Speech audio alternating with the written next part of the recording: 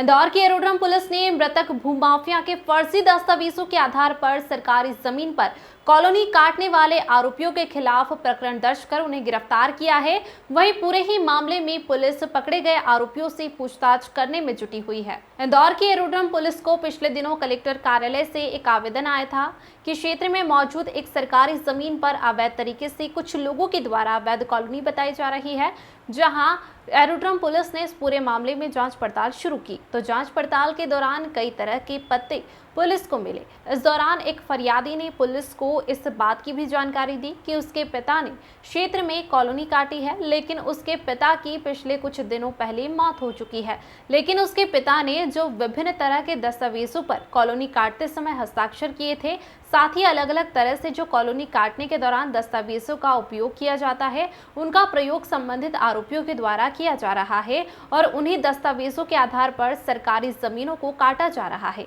और कई लोगों को वहां पर अभी तक प्लॉट काटकर बेच भी दिए गए हैं और लाखों रुपए अभी तक आरोपियों के द्वारा कमा लिए गए हैं। फिलहाल इस पूरे मामले में पुलिस ने फरियादी की शिकायत पर कार्रवाई करते हुए क्षेत्र में ही मौजूद दोनों आरोपियों को गिरफ्तार किया और उनसे अब काफी बारीकी से पूछताछ की जा रही है। तो वहीं सरकारी जमीन पर जिस तरह से अतिक्रमण किया गया है, उस जमीन को भी पुलिस नगर निगम के साथ मिलकर मुक्त करवाएगी और जिन लोगों ने वहां पर अवैध तरीके से मकान बना रखे हैं उनको भी तोड़ा जाएगा। तो वहीं पकड़े गए आरोपियों की संपत्ति के बारे में भी पुलिस जानकारी जुटा रही है और उनके खिलाफ भी आने वाले दिनों में कड़ी कार्रवाई करने की बात पुलिस के द्वारा की जा रही है। इसमें एरोड्रम थाना क्षेत्र में छोटा बांगड़दा में कुल करीबन 6.5 हेक्टेयर सरकारी भूमि है, जिसमें जो 2 हेक्टेयर भूमि है वो पहले से उसमें निवासरत हैं लोग, पर इसमें एक काफ़ी पुराना घटनाक्रम है जो चलते आ रहा है, जिसमें एक आरोपी थे रामस्वरम कश्यप, जिनके द्वारा काफ़ी बड़ी मात्रा में सरकारी भूमि को खुद की भूमि बताकर लोगों को अवैध रूप से बेची गई थी। अब उस चीज़ से सीखते हुए उसी घटनाक्रम से जो अभी के आरोपी हैं, इन लोगों ने क्या किया कि जो बाकी भूमि थी, सरकारी भूमि जो खाली पड़ी थी, इनको चैनल डॉक्यूमेंट्स, फर्जी चैनल डॉक्यूमेंट्स बना के पहले अपना बताया, जो कि सारे डॉक्यूमेंट्स नोटराइज डॉक्यूमेंट्स थे। इसमें रजिस्ट्री बहुत कम लोगों की हुई है और उसके बाद जो निम्न तबके के लोग होते हैं, EWS सेक्शंस वाले, उनको 3 लाख 4 लाख रुपए में ऐसे बड़ी मात्रा में इन्होंने घर बेचना शुरू किया। ये बात संज्ञान में तब आई जब जिन लोगों को इन्होंने घर बेचा था उन लोगों ने वहाँ पर घर का कंस्ट्रक्शन शुरू किया।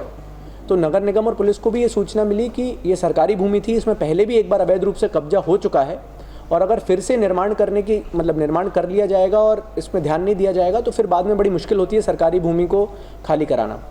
जब जो लोग उसमें निर्माण कार्य कर रहे थे उनसे पूछा गया तो उनके द्वारा बताया गया कि जो अभी आरोपी हैं, इसमें कुल 12 आरोपी हैं, इन आरोपियों के द्वारा विभिन्न सालों के चैनल डॉक्यूमेंट्स दिखा के वो भूमि अपनी बताई गई। उनका कहना था कि कश्यप जो पहले आरोपी थे जिन्होंने सरकारी भूमि को बेचकर अवैध रूप से वहाँ पर घर निर्माण करवाए हैं, उनके माध्यम से इन्होंने खरीदी थी और इन्होंने आगे उसको बेच दिया था। इसमें इन्होंने कुछ जो क्योंकि वो मर चुके हैं, जो कश्यप जो आरोपी थे, उनके फर्जी हस्ताक्षर किए, उनके फर्जी डॉक्यूमेंट्स बनाए, यहाँ तक कि जो नोटरी कराई गई है उसमें जो सील यूज़ हुई है वो एडवोकेट भी जो है वो उनके द्वारा भी बताया गया कि हमने ऐसी कोई डॉक्यूमेंट्स की नोटराइज नहीं किया गया है। तो इसमें कुल मिला के जो 4.5 हेक्टेयर भूमि थी, जो कि करीबन 8 करोड़ 8.5 करोड़ की जिसकी कीमत है, उसमें अभी सभी तरह के निर्माण को रोक दिया गया है। जो थोड़े बहुत बने थे उनको भी नगर निगम की मदद से उनको हटाया गया है, क्योंकि अगर फिर से शासकीय भूमि पे एक बार निर्माण शुरू हो जाएगा तो फिर उसमें से कब्जा हटाना बहुत मुश्किल रहता है। इसमें अभी तक कुल 5 आरोपियों को गिरफ्तार किया जा चुका है। इसमें एक महत्वपूर्ण चीज़ जो आपके माध्यम से हम लोगों में जागरूकता के हिसाब से फैलाना चाह रहे हैं कि कृपया करके आप नोटराइज चैनल डॉक्यूमेंट्स के माध्यम से कोई भी प्लॉट या ज़मीन ना खरीदें, या तो जब तक आप उसकी सत्यता की जांच ना करा लें, या कलेक्ट्रेट में जाके आप उसमें ये ना देख लें कि खसरे में चैनल जो है डॉक्यूमेंट्स उसमें नाम किन के नाम पे वो काबिज हैं और कौन के चढ़े हुए हैं, तब तक आप भूमि ना खरीदें। क्योंकि अमूमन देखा गया है कि नोटराइज डॉक्यूमेंट्स जो होते हैं वो फर्जी रहते हैं, फॉर्ज रहते हैं और उनके माध्यम से अगर आप ज़मीन खरीदते हैं तो बाद में लीगली आप स्टैंड नहीं कर पाते हैं, कि आपका पैसा भी डूब जाता है और आप उस पर फिर लीगल बैटल में भी आप उसमें बहुत वीक पड़ते हैं। तो सभी व्यूअर्स से भी ये अपेक्षा रहेगी कि कृपया एक बार ज़रूर जाके चेन पूरी चेक कर लें, इसकी विज्ञप्ति ज़रूर अखबार में दें कि हम ऐसा खरीदना चाह रहे हैं, अगर किसी को आपत्ति हो तो दे सके, जिससे कि आप लीगली सिक्योर हो सकें। सर ये पूरा फर्जीवाड़ा किस तरह से बनाया, क्योंकि जो शिकायत करता होगा उसको भी पहले प्रारंभिक तौर पर जानकारी नहीं होगी सरकारी है। इसमें जो मुख्य शिकायतकर्ता थे, जो पहले मामले के आरोपी थे, उनके पुत्र हैं, जिनको ये पता चली कि उन्हीं के फादर के डॉक्यूमेंट्स फिर से यूज़ करके आगे ज़मीन बेची जा रही है, तो उनको ये भी डर था कि ऐसा नहीं हो भविष्य में कभी इसमें जांच हो तो वो लोग भी इसमें आरोपी बने। तो इसलिए उन्होंने ही सामने आके इसकी पूरी चीज़ें बताई कि साहब हमें ऐसी जानकारी मिली है कि हमारे पिताजी के